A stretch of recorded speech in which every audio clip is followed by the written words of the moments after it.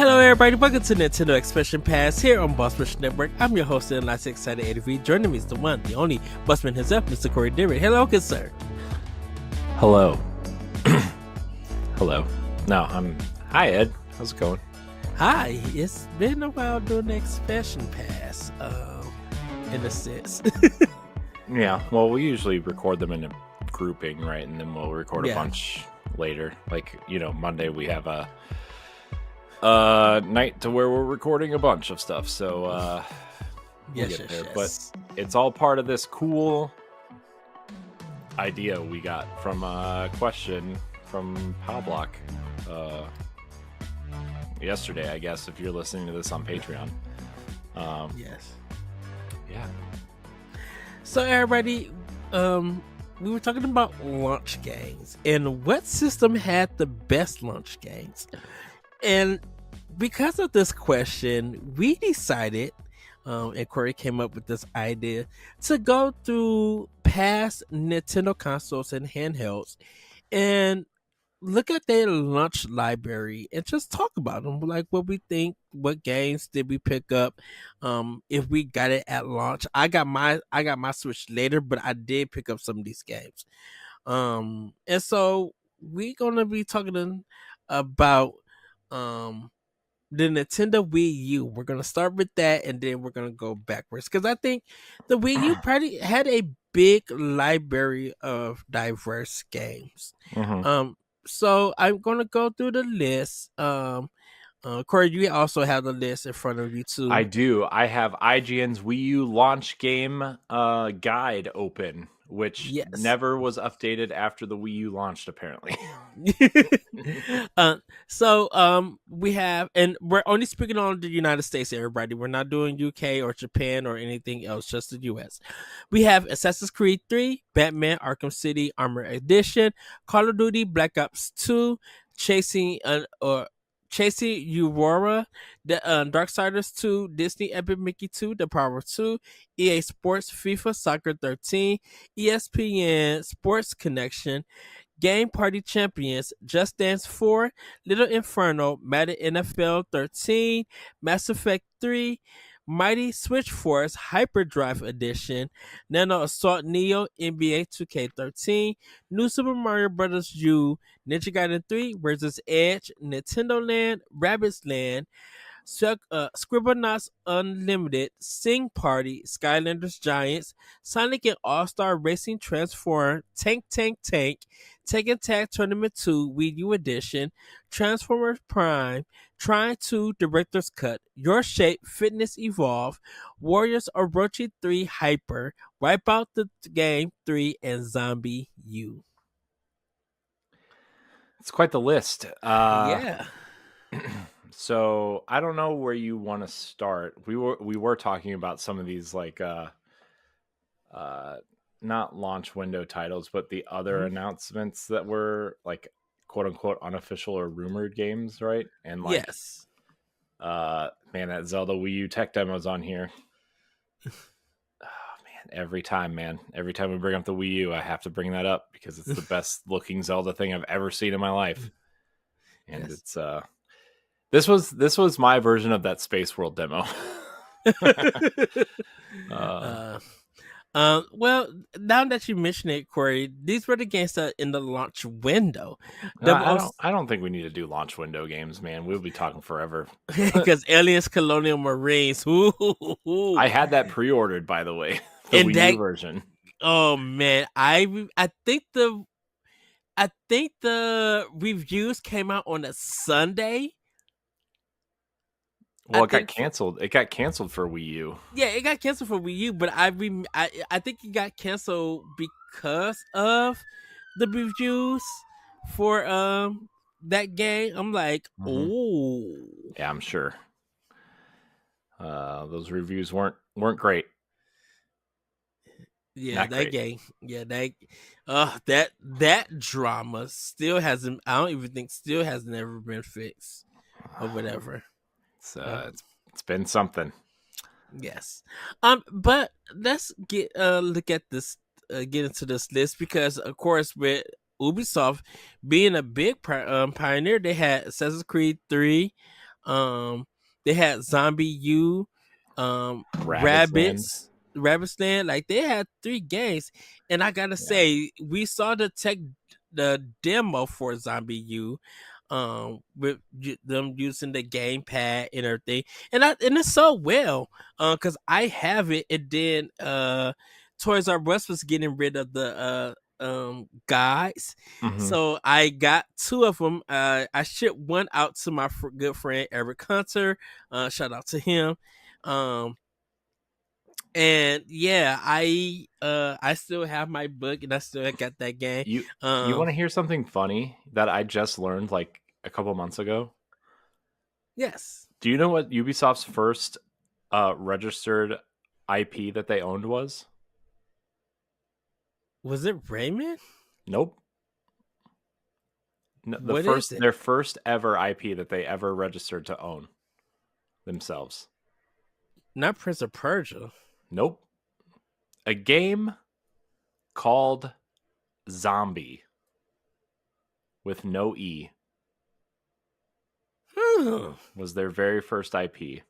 And this Zombie U was supposed to be like an homage to that old game.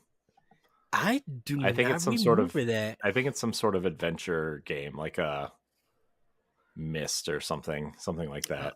You know, it's interesting. But yeah, their very first IP was called Zombie, which is why the game is called Zombie on other platforms. Because remember, it came to Xbox One and PlayStation 4 digitally later. Okay, yeah, because they had to remove all the touchscreen functionality, and that's why it was. That's what the U was for. Actually, Justin Villarreal, he was on our live show. Watching the show. I brought my Wii U over to his house to play the game and get a touch, and he enjoyed it. Yeah. Yeah, Zombie U was stressful, man. Game was stressful. Darksiders 2 was always good. And everything.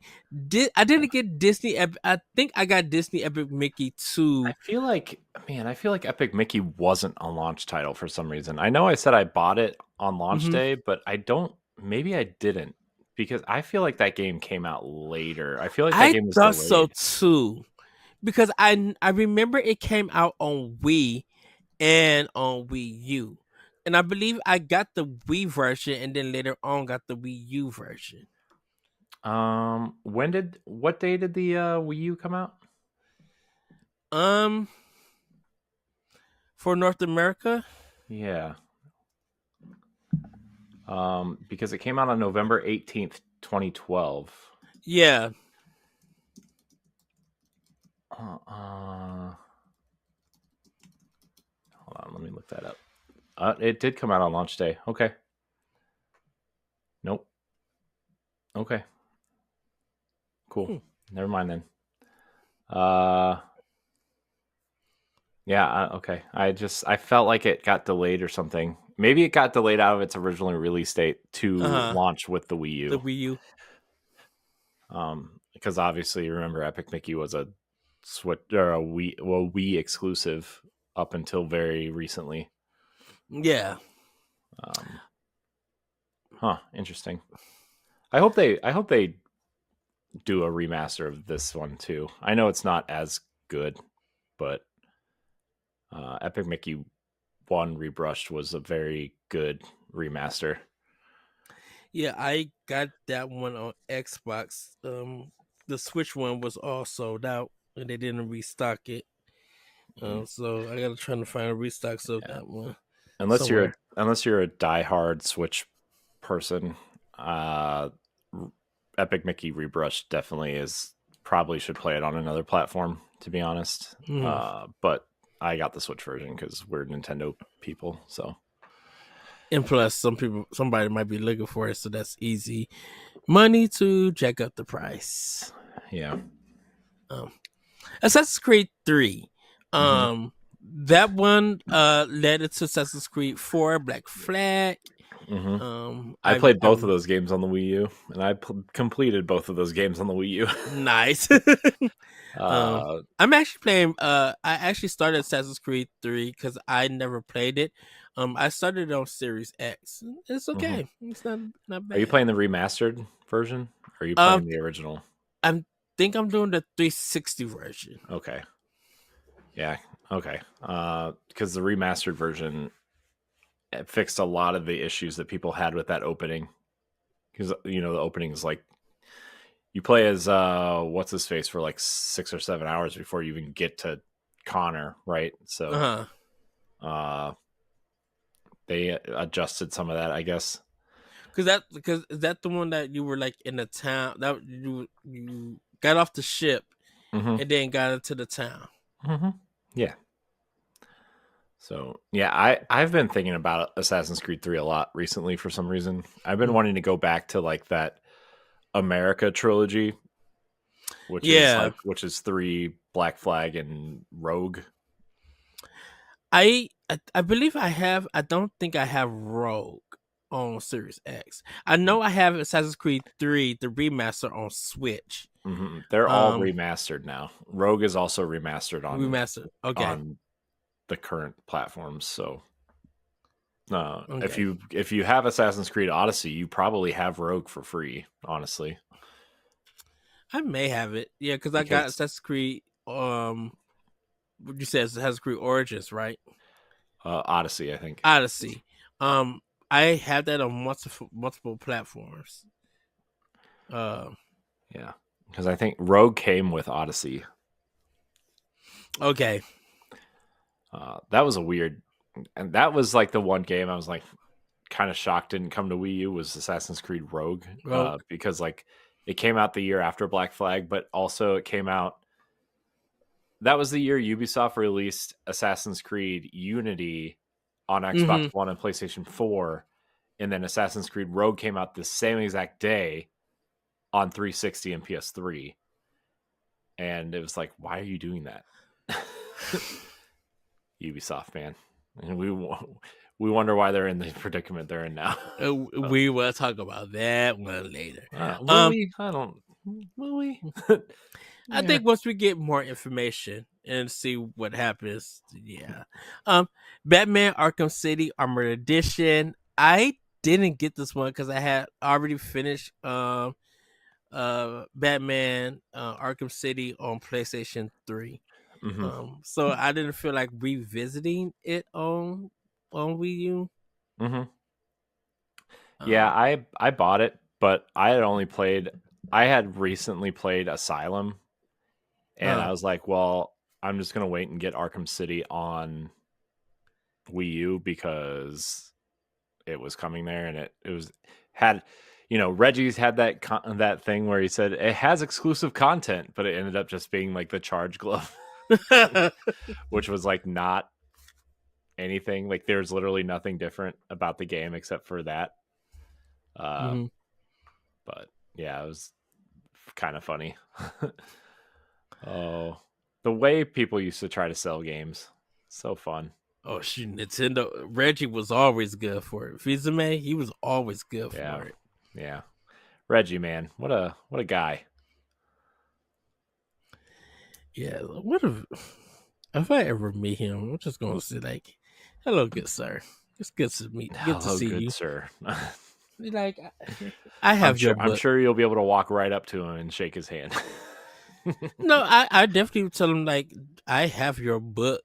So, yeah, I do too. It's on the shelf right here. Yeah, I'm with just the like Wise book and the comic book history of video games. Oh, nice. Not a very good book. It's fine.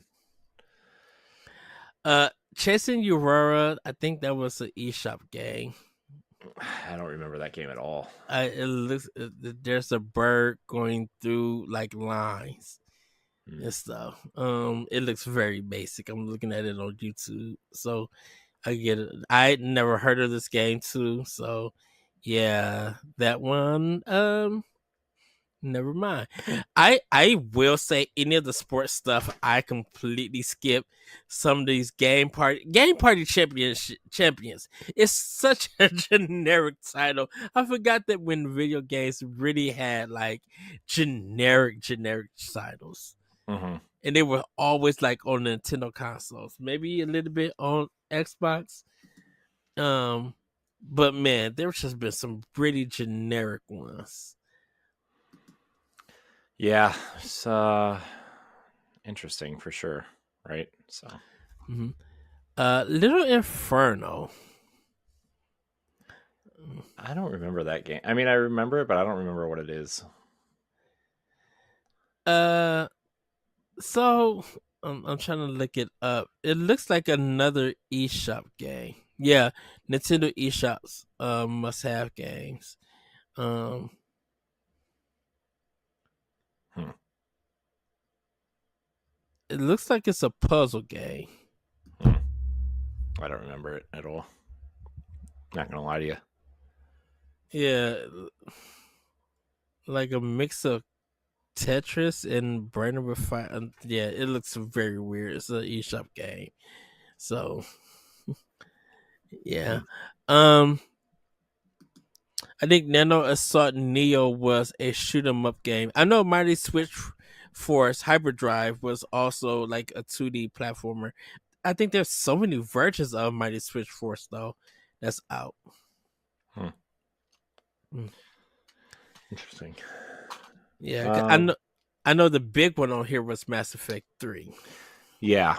Mass Effect was so aside from like the choice based stuff, which is obviously the main part of the game, right? Like the Mhm. main part of the trilogy, I should say.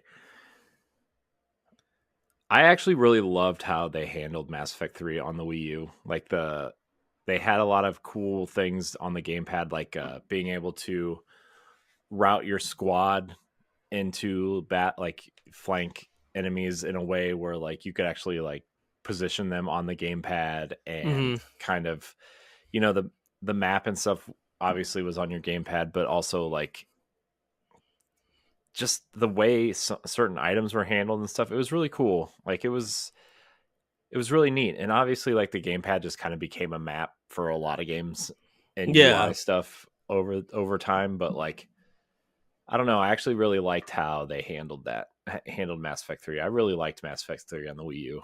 It But was it was still it was fun because I yeah. played the Mass Effect 3 in the trilogy Yeah. collection, and Hmm. I did play it on Wii U, and I definitely enjoyed it. I'm like, oh, this is still fun. The Tight here's controls and the everything. here's the thing though, like literally 2 weeks later for the same exact price they released the trilogy collection on Xbox and PlayStation. And it's Yeah, like, well, why would I buy one game, the last game of a trilogy, for the same price as the entire trilogy on the platform that everybody has, right? Like yeah. it made no sense. Like release the entire trilogy. Like if you're releasing the box set, like just release the trilogy. And that's why it was so weird that we didn't get 1 or 2 on Wii U because like PlayStation 3 didn't get one because it was the first one was Xbox exclusive for Hmm. the 360, and then 2 and 3 came out for Yeah, I mean at least two. Like at least release two. Like one, okay, I understand, right? Like yeah, obviously Microsoft published. You know, it did come to PlayStation 3 eventually, right, in that trilogy box set, but yeah. um, you know, that's Boy, was it terrible. because EA ended up making that deal to get to publish it other places. But Hmm. I mean, man, but I do like I understand like okay, maybe you don't bring one over because it's so like obtuse and weird and strange and whatever. But like two is a classic. Two is like an amazing game that like Yes, really like goes with three. Like you play them back to back, it's like an amazing experience, right? It's like oh man, yeah. they feel very similar. The UI is pretty similar. It's just yeah, that was a mistake not bringing over at least two also with And three. I I think after the launch just for with EA after their launch games, I think the last one was it Need for Speed Burnout or one of the Need for It Speed was games? Most Wanted, I think. Most wanted. Yeah, because it was called Most Wanted U, and it had like exclusive Wii U features in it. And I think that was the last game that EA did for Nintendo. Until Switch 2. I think they put out a second Need for Speed game on Wii U. Maybe I'm wrong, but I feel like Hot Pursuit came to Wii U also. I wonder EA games. But yeah, I mean, that was the end of EA on Nintendo, right? I mean, for a long time. Obviously there's some stuff on Switch, but like for the most part, like that was kind of the end. I know that Madden game was actually pretty expensive for a while, but it's funny though because like I want to go back to Darksiders 2 real quick because Go ahead. We kind of skipped over it a little bit. It was Darksiders 2 was like a really awesome launch game for Wii U. I feel like that game is like, man, if you're going to buy a third-party game for Wii U on launch with Mario, that's the game to buy, in my opinion. I really like Darksiders 2. It's one of my in that entire series, it's probably my favorite game in the series, right? Out of the 4 games that are out. And just like the loot stuff and like Death's movement was so clean. Quick. And like it was just, I really like Darksiders 2. And like there are actually 2 versions of that game printed on Wii U. There's the THQ version, right? Yeah. Because they went out of business right before it launched, but like the cases and the discs had already been pressed. But there's actually like a Nordic Games version before they took the name THQ Nordic or whatever, and then Embracer Group, obviously. But like, there's actually a second printing of that game that says Nordic Games on the cover. I didn't know that. And I think the THQ one is actually like kind of rare because it was that launch print of the game. I don't know if that means it's expensive or not. I'm not sure, but like I remember that distinctly. So because Darksiders War Mastered Edition, the game out, the game ended up coming out on Wii U after the Switch was out. Right. There's like 3 major games that came out after Breath of the Wild. One was Darksiders, one was Cars 3, and one was like, I don't remember, Just Dance, I guess. Right. But like, yeah, man, the Darksiders 2 was like, that game was awesome. Oh, I love Darksiders. I love Darksiders. I wish. Yeah. I guess that entire series is on Switch now, right? Yeah. Yeah. Yeah, because the remaster is on it. Darksiders 2 is on it. They were late putting Darksiders 3 on it. And then Genesis, which was that top down. Yeah. So all of them are on Switch. Yeah, I forgot there's a new Darksiders game in development too. It is? Yeah, remember they made that weird announcement? Like it was just the chamber where war is held in the first game, like the heads, like the council heads. Yeah, I'm pretty sure we talked about that at some point. But yeah, Darksiders making a return. I wonder what it's going to be. It's probably going to be that. See, they saw so much success with Remnant 2 specifically. I bet the next Darksider is going to be a Remnant clone, like a loot-based kind of run-based game. But why didn't? Let's see. Gunfire Games, the studio behind Remnant series, is now developing the new Darksiders games because that was actually Virgil. Was it Vigil? Vigil Games. I wonder though, will this be the final one? Because I Well, they haven't wrapped it up, the well story. the plan was to release us like originally before THQ went under, and like they split the studio into two, and obviously Airship Syndicate is one studio, and then Yeah. the Gunfire is the other studio that does it, right? But like Mhm. the plan was to do a single player game for each of the horsemen, and then the final game be the Yes. multiplayer game, which they've kind of done, right? Because Genesis is not Fury. Who's the four horsemen are Death, War, Fury, which was Strife. Strife was it's Strife's game. Was Genesis theoretically, although I always thought that was going to be like a first or a third person shooter. But yeah, I mean this could be it. This could be that last game. Because I wonder when the Strife and War, when that takes place in the Darksiders It's series. a prequel To the first one. Yeah. So Death and Fury is somewhere else. Death and Fury, or Death, or 2 and 3 take place during the section that's missing in Darksiders 1. But Genesis takes place before 1. Mm-hmm. So that's why I was wondering, where is Fury and Death during Genesis? I don't know. I have no idea.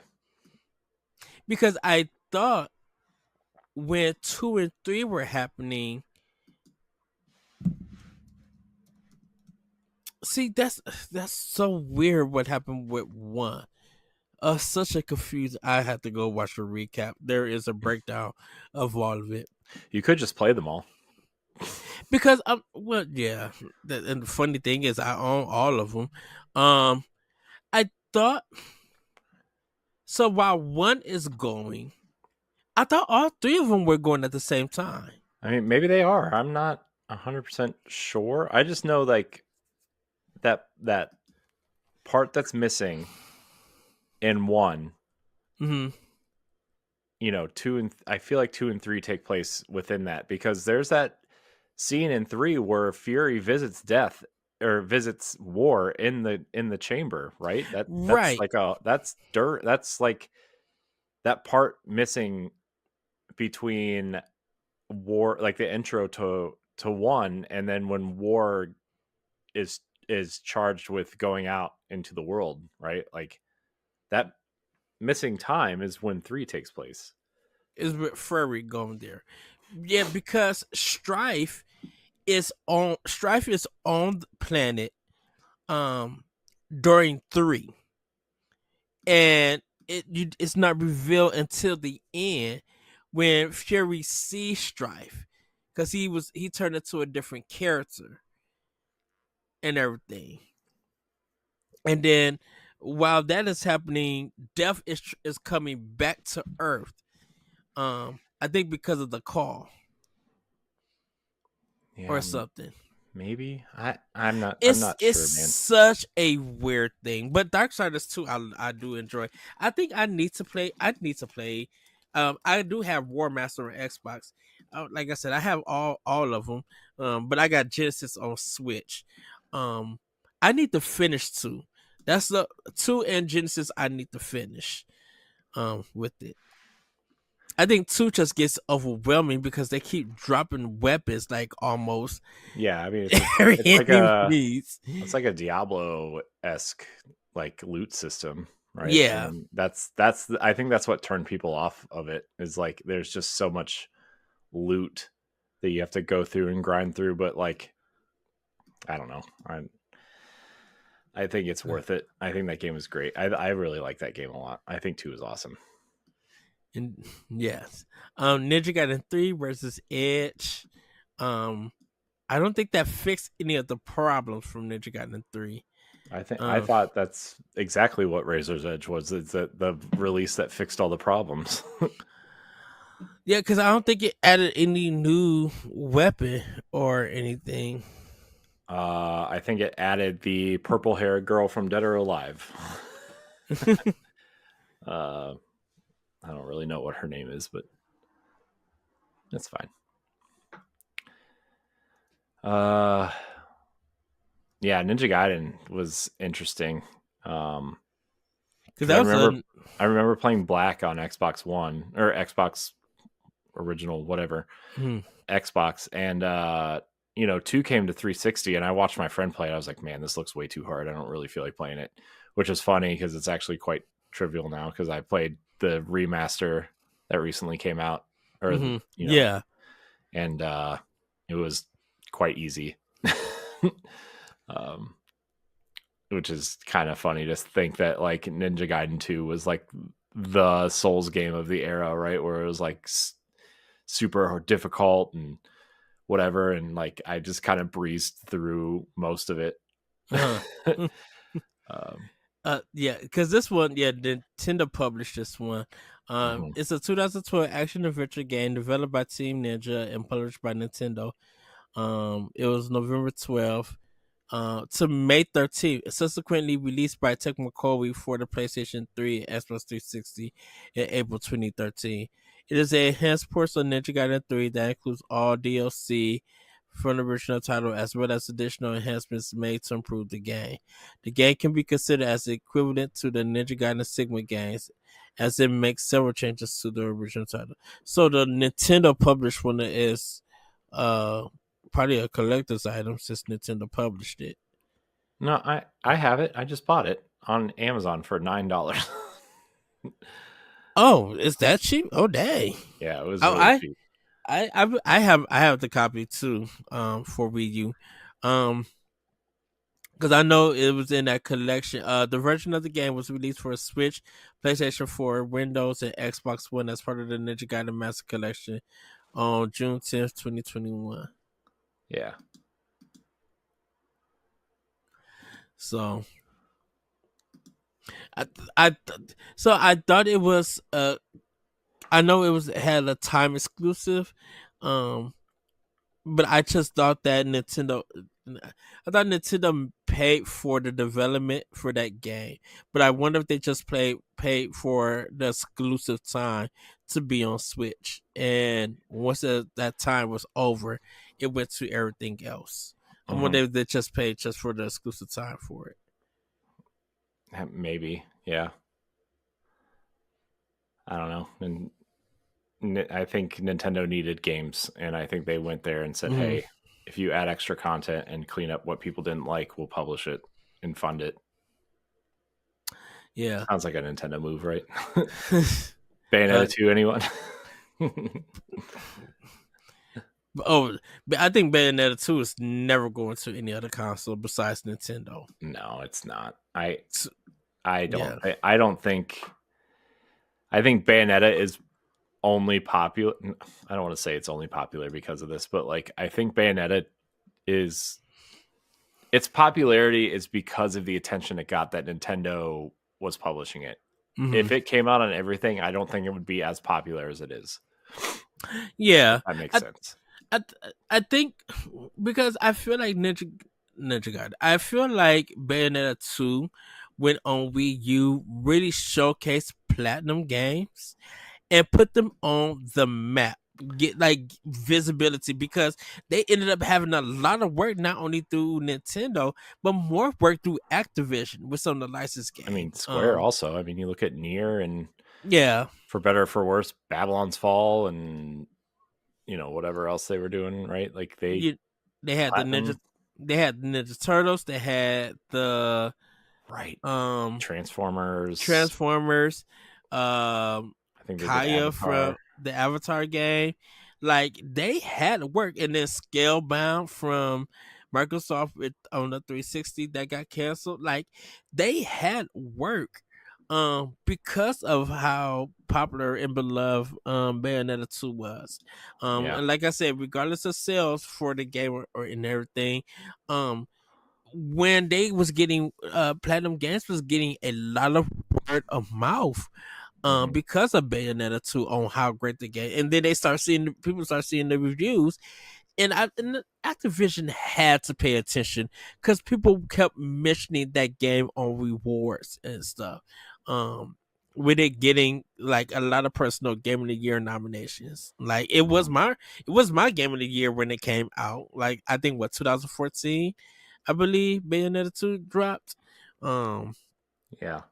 yeah, and it was just and like she Gosh, we became talked about Bayonetta 2 for like, because remember the early days of POW Block, we were talking about Bayonetta 2, uh-huh. right? Because we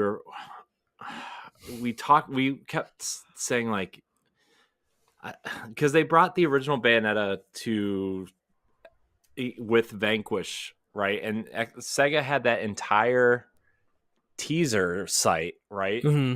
dedicated to like a Bayonetta countdown or whatever. And they ended up making like a 4K version of it for PC or whatever, and then they ended up releasing it in that collection with Vanquish Yeah, but on Xbox and PlayStation. yeah, and Vanquish never came to Switch, and it was just I like know. this is game that we wanted. But when Were we talking about Bayonetta on Wii U or on Switch? we were talking about on Wii U. We did talking about it on Switch, but we were talking about Wii U because the Bayonetta one, they had like remastered it, cleaned it up because they had Bayonetta in a Princess Peach costume, Right. in the Star Fox costume, and Bowser's paws were like the demons and stuff stepping on enemies. And Yeah.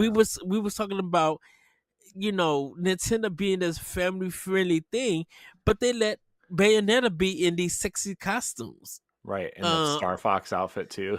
yeah. So it was just like, wait a minute, like, because the thing about it is, Nintendo was allowing a M-rated game on their system for them. Like they paid for an Hmm. M-rated game and everything, and they got the bonus of getting like 2 M-rated games, and because Bayonetta was so popular with word of mouth, that's why she ended up in Smash, which was probably an exclusive since Nintendo paid for the development stuff. And then Bayonetta 3, which came to Switch with the release of Bayonetta 2 and 1 on Switch, with the trilogy and the collection and stuff. Um, it was just seen that Bayonetta was a big hit with Nintendo because of word of mouth and people knowing, seeing how much they love that character and Hmm. everything. Yeah. And then Platinum Games just, even outside of Sega with Astro Chain, like and helping them do Star Fox Zero and stuff, Nintendo and Platinum Games built a great relationship and still have a great relationship. Hmm. Yeah. Bayonetta, man. That's I still need to go and play Bayonetta 3 because, like, I feel like I didn't give that game quite a fair shake. Shake. Although we were doing a lot at that point, and I just didn't get Yeah. whatever. But yeah, Uh, I didn't play Nintendo Land, Rabbit's Land, Scribble Knot, Sing Party, Skyland of Giants. I definitely was selling at work. Sonic All Star Racing Transform was really good. Um, Taking Tags Tournament 2 Wii U edition. Tecmo Koei and Nintendo was building a good relationship after Metroid Other M, and like I think it led to definitely with Ninja Gaiden, definitely with Tekken Tag is Namco. Sorry everybody. Bandai Namco. Cause I don't think when did Bandai, I wonder when Bandai Namco start doing the Smash series. the Wii U one. The Wii U one. Okay. And so yeah, so with them building a great relationship, I think from Smash, because I don't know if Bandai Namco did anything else with Nintendo before that. Um, I think this I mean, is they did that weird like Pac-Man multiplayer okay. game, right? That the GameCube one, right? That was them. The multiplayer with the Game Boy Advance Yeah. Pac-Man World or something. That's what that was called, right? Yes. You know what? I think this was the time where And I think I talked about this on Podbot, and we had a discussion about it in some of the during the Wii U era. Um, that Nintendo was sticking mostly to Japan developers and working with them, and not really working outside American developers. And if they did work with any American developer, it was way forward because we wanted Shovel Knight to be in Smash. Yeah. And we thought that Nintendo would be working with Yacht Club to do that. yeah um Yeah, with that's them. still a bummer, right? I mean, I still wish like Smash was, or I still wish Shovel Knight was in Smash. I mean, Shovel Knight technically is, I guess, right? With the what do you call it? The assist trophy, right? But Mhm. dang. Yes. Anyway. So Transformer Prime I didn't play. Prime 2 I think I played later. Your Shape Fitness Evolve, we both were trying to get in shape. Um Warriors Orochi 3 Hyper. I think so I think that game got laughed at because nobody was playing the Warriors games. And so it Well, it got was also laughed. like that weird one that had like the cowboy girl on the front of it that nobody really like knew what it was, I don't think. Yeah. Right. And so like, I mean, then like, people were playing Dynasty Warriors, but the spin-off games were always looked at as like oh, what are you doing with this spin-off game, right? Uh-huh. And then like Hyrule Warriors came out, right? And people were It like, blew the oh, whole series up. they're like, oh, whoa, this game could, like, the Warriors games are kind of neat, and like then Fire Emblem Warriors came out, right? And it was Mhm. like it added a whole new twist to the whole Warriors thing because it actually implemented the Fire Emblem kind of battle like rock paper scissors formula to it, like Yeah. and so like, yeah, I mean that was a weird one because I think it got underlooked because Warriors games weren't popular in the mainstream, at least at Cuz that point. because a lot of a lot of the series were on PlayStation 2. Maybe PlayStation 3 also. I don't remember that era for the Dicey Warrior games, Yeah, I mean, but I think they were everywhere. I just everywhere. And yeah. so yeah, I know it's one of the series that was, and I think that's the thing about Wii U that a lot of people don't give no props. Sorry, everybody, for the side tangent. Was that it? Not only did it build a lot of relationships with a lot of Japanese companies, it really got people into a lot of these series that they would never even think about or play. Like nobody really was playing the Warrior series, and then Hyrule Warrior dropped and it blew up. Yeah, I think the Wii U, like looking back now, right, on the Wii U era, Mm-hmm. is it really felt like Nintendo was trying to build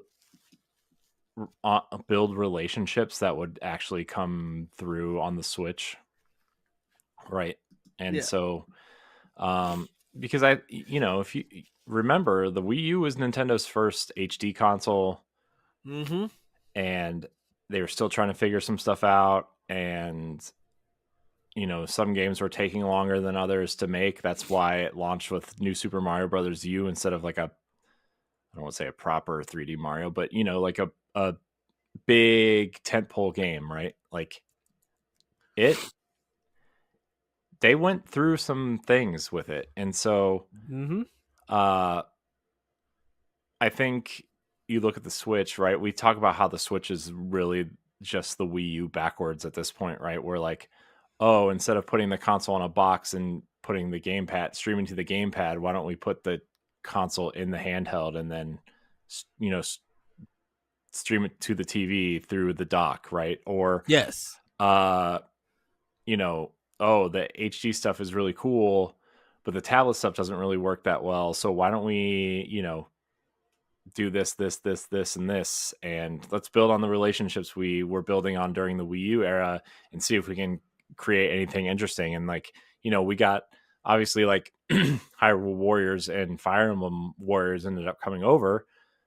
Well, I think Fire Emblem Warriors was a 3DS game, but you know what I mean? Like those Warriors Yeah. games ended up coming over, and then we got sequels, right? Straight up sequels, which were arguably much better. You know, Yeah. I mean, I think Hyrule Warriors Definitive Edition in terms of gameplay is probably better than Age of Calamity, but we got like a whole prequel to Breath of the Wild in a Warriors game, right? And that created the trilogy discussions that we was having, even though Yeah, it didn't happen the way that we hoped it for. But yeah, we didn't expect that. I'm like, the Legend of Zelda getting a trilogy? right. That's never really happened. Like, okay, like some of the get like there's two games maybe in that particular world of a Zelda game, but Age Well, of Calamity, Breath of the Wild, and Tears of the Kingdom, that's all three games in one world. right, and then we talk about you know we talk about Fire Emblem Warriors Three Hopes, Mm-hmm. right? Like going back into the Three Houses world, but like creating that world's best character in Shez, essentially, Yeah, right? Like that's something cool that hasn't really happened a lot. So like, you know, I think we talk about the Wii U and a lot like I know there's a lot of hate for it, and I think, you know, yes, the tablet feels like a Fisher Price toy, and you know, it's got a lot of weird things about it, but I think at the end of the day, like, you know, people obviously bought the great games on the Wii U on the Switch, yeah. right? Like, Dude, Monster Hunter 3 Ultimate, as whatever people think about that game, led to Monster Hunter 4 selling bunkers of numbers. Why Fire Emblem, was it Fates when 4 dropped? Because was what? Awakening had Sorry, already happened. And what did you Awakening say? got people into the Fire Emblem systems, and that was making money. Yeah. There was I think it was Fates, because Fire Emblem and Monster Hunter 4 dropped at the same time. Because Monster Hunter 4 had that limited edition 3DS. Mm-hmm. And I think that game ended up selling 1,000,000. Because after 4, you know, Generations sold, the stories sold, but like it really prepped people to get into Monster Hunter World. So people got into the Monster Hunter series with Monster Hunter 4, but like Ultimate 3 Ultimate was really good on Wii U. Yeah. And I think this is when Nintendo and Capcom was kind of getting back together in a sense, because you know you had the Resident Evil games on Wii U. Um, they had something else on Wii U with Capcom. I'm about to look up their library from Capcom, but like Capcom was getting back into the Nintendo sphere of things, and then the 3DS happened, which led into the Nintendo Switch stuff happening. Mm-hmm. Like I think with the Wii U was kind of like the beginning or stepping stone for, like I said, a lot of Japanese companies getting back into Nintendo and becoming successful. Mm-hmm. Because like I think we don't have no Square Enix games on for Wii U. No, Um, we have one. What was the it was the goodness, what is that it game? was the weird board game with Dragon Quest in it, right? Fortune Street. Fortune Fortune It Street. was like Mario characters versus Dragon Quest monsters or something, and it was like a board game. What is that stealth game that Square Enix did with the one guy? Deuce X. Oh, Deus Ex, yeah, it was Yeah. yeah, that was Eidos Montreal, right? And Yeah. that was like the definitive version of that game because they fixed like the boss battles or whatever and added Uh-huh. some, you know, kind of streamlined the way that powers worked, right? And so like people actually really liked that version of the game. And I think Square Enix did it because I think Bravely Default. So, like, Square Enix slowly got back into Nintendo because of Bravely Default, or even maybe Dragon Quest. Well, Something. they were trying to like right. They were like trying to get back to their like RPG roots, right? Because that was also around the time when they were like playing around with selling their Western arm, right? Yes. Like a couple years later, maybe. Dragon Quest Nine was on DS, 3DS. Yes, 3DS. Because I think that's when Square Enix and stuff were getting back with Nintendo. What's the 3DS stuff? And money was Well, good. Dragon Quest X was the MMO, right? Like that never came out here, Yeah. but it was also that was like a Wii U and 3DS exclusive. Yeah. And they did an offline version of it and it still never came. Well, there's still rumored to be coming here at some point, I guess. Well, But, shoot, by the time that happens, 12 will be out. but I mean, you know what else though is like the I mean, Final Fantasy 14 was also rumored to come to Switch at some point too. So Yeah. But then like Bravely Default, Octopath Traveler 1 and 2 project, Triangle Strategy, or like all of those little games that Square Enix was putting out on Switch made them money. They were selling good, and everything. But like for Wii U, Square was so into PS3, PS4, 360, and Xbox One, putting out all of those games, but they weren't selling like they used to sell. And everything. And so when like, cause they weren't satisfied with the sales of all the Tomb Raider games. They weren't satisfied with Sleeping Dogs. Just a lot of stuff they weren't satisfied. Kingdom Hearts got pushed back, and then finally, I mean, yeah, they put out the whole trilogy like collection of stuff, but like people overlooked that and everything, and it was just like Square Enix on Xbox and Sony weren't doing anything, pushing the needle, but this stuff on Nintendo consoles and the 3DS was doing mad numbers. Definitely 3DS was doing mad numbers. Yeah. Trying to, like I said, wipe out the game 3, and like we said, Zombie U. So I mean, that pretty much was their like launch lineup. Yeah. I mean, it was a pretty good lineup, right? I mean, that was yeah. So. And I think it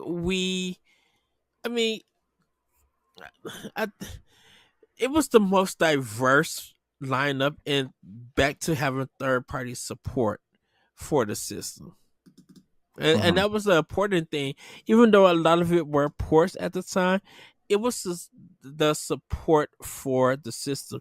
And yes, it was a time that a lot of people were into gaming on Xbox and PlayStation because they thought those systems were for adult gamers, bigger, more mature gamers and stuff. And it was just a weird transition for it. They thought that the Wii U was kiddie. Some people say that they didn't understand the marketing. They thought it was just an updated version of the Wii, but I'm just like, no, this is their next system and everything. And yeah, the Wii U didn't succeed that Nintendo was hoping for, but I mean, like you said, Corey, it led to the Switch, and look what the Switch has done. And now people, they want to play those Wii U ports. I mean, clearly, because most of them are in the top 20 games, right? I mean, look at Mario Kart, right?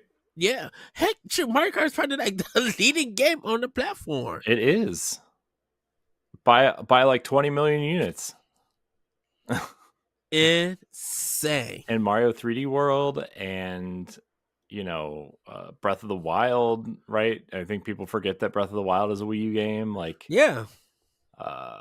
So I mean, I know that Breath of the Wild was so important to the Switch launch, right? And like people really, really associate it with the Switch, but that was developed as a Wii U game. and it is a Wii U game. So, yeah, And it's still considered as the best over to the kingdom for some people. Yeah. And everything. But I'm to get I think with the Switch, people are going back to the GameCube library that's available that they purchase. They're going back to the Wii and the Wii U games and stuff. Like stuff that the people missed out on Wii U, they're playing on Switch and everything. And I think it's instead of us saying, well, you should have played it on no, I'm like, now you realize why we love this game and this franchise from the Wii U era. You're getting to play and you're getting understanding, and you're probably getting a better version than what was on the past hardware. If not, and if you can find the hardware in that original copy or stuff, then you can go play it there. But I'm like, if it's available on Switch, play it. Wii U, dude, we talked big about 3D Mario, Super Mario 3D World. Like, that game is a classic on Wii U. And then to see it on Switch, even with Bowser's Fury, we were just happy to replay that game. Captain Toad Tracker, we was just like, everybody, this is a game that you need to play. And it did what it did when it came out. It did some numbers. People played it, was picking it up. Yeah. And then the Amiibo. Amiibo, as much as people laughed at it and everything, they brought it on Smash. And then they started seeing Amiibo do all the other stuff. Your Wolf Link Amiibo from Twilight Princess. And then you was able to use it in Breath of the Wild. On Switch. Yeah. So it's just like, I think Wii U just had a lot of great stuff, and people missed it. But I feel like when my answer in Power Block was just like, I feel like it had the best launch list of games. Yeah. Wii U, man, it's a great console. I'm glad that most of those games have made it over already, right? Like, I'm glad that those games kind of got to see some sort of love.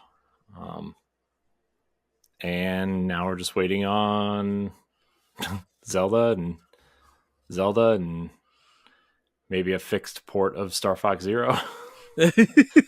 And, Yoshi's Woolly World remastered. Yes. I would say Kirby and the Rainbow Curse, but I don't. That game requires the stylus and the second screen and all that stuff. Yeah, that would be a hard one unless that whole second screen experience thing is coming. So, but that's a whole different thing for a different day. But I think they could really make like a have their cake and eat it too Wii U, DS, 3DS situation with that, the way they were talking about the technology and that second screen patent. But I would say this. I think that would make a nice co-op game in a sense. What? Rainbow Curse. Yeah. Yeah. I mean, the Yoshi games are, so. True. Very true. Well, Corey, how about we wrap it up there? Should we do Wii next time, or should we go to 3DS? It probably doesn't matter. I mean, we could probably do 2 in one episode. I mean, the Wii launch lineup was not very large. That is true. So we could probably do the 3DS had a huge launch lineup. Let's do 3DS because they had a huge launch lineup. Okay, we'll do 3DS. Because it had that Street Fighter 3D, right? And then Star Fox 64, I think, was one, and it had a lot of cool, weird, interesting. Plus, we could talk about the whole ambassador thing. That would be an interesting conversation, right? When they dropped the price drastically. Oh heck yeah! I was just like, what was it out for a month or something? No, it was almost a year, but Yeah, it was. Yeah, what was it? It went from like $250 to what, $170 or something. Yeah. Yeah. Man. Yeah. Anyways, yeah, Oh, we could talk about that. But yeah. March 27th, 2011 for 3DS. 3 first party games, and then a bunch of third what were the party first stuff. party games? Steel Diver, Pilot Wings, Wings, Resort, right? Steel Diver, and 3 variations of Nintendogs and Cats. Nintendogs and Cats song. I thought that came later. Oh No. wow, Well, didn't know that was I released. think there was another version that came out later. Okay. Super Street Fighter 4, The Sims 3, Meta NFL Football, Pro Evolution Soccer 2011, Lego Star Wars 3, The Clone Wars, Ridge Racer 3D, Super Monkey Ball 3D, Bust the Move Universe, Samurai Warriors Chronicles, Asphalt 3D, Combat of Giants, Dinosaurs 3D, Rayman 3D, and Tom Clancy Ghost Recon Shadows War. Dang, Ubisoft has some games on the system. Crap. Yeah. Wow. Yep. Quite the yeah. Yeah, and then we'll get it. Yeah, we'll have to look at the ambassadors program, because was it like 10 games or something? Yeah, no, it was like 20. And how many? I wonder how many you could select. And you got them all, and they were never sold separately. Oh, That was the whole thing. That's why like 3DSs with ambassador tickets on them are like really were going for like a lot of money at some point, because like those games you couldn't buy them. mhm. So like, cause like it had like Yoshi's Island, I remember, was like the big one, because the Game Boy Advance version was like Touch Fuzzy Get Dizzy was like the weird version. But this was the true Super Nintendo version. And so like that was like a big deal. So I can't remember all the details, but I remember Yoshi's Island being on there was like a huge deal. All right. Well, I'll do some research, and yeah, everybody, we'll talk about the 3DS launch lineup and ambassadors. So with that, anything else, Corey, before we wrap it up? I don't know. Probably, but also no. Okay. Well, everybody, this has been Nintendo Expansion Pass. We want you guys to have a great week, have a great weekend, and we'll see you next time on Nintendo Expansion Pass. Bye, everybody. Woohoo! Goodbye. If you want to see how you can become a Patreon producer, head on over to patreon.com/BossRushNetwork. The Patreon producers for this month are Adriel Munger, Austin Campbell, Celeste Roberts, Christian S., Sana Dirrig, Francisco Santillan, Matthew Keel, and Todd Oxtra. Thanks for your continued support of the Boss Rush Network.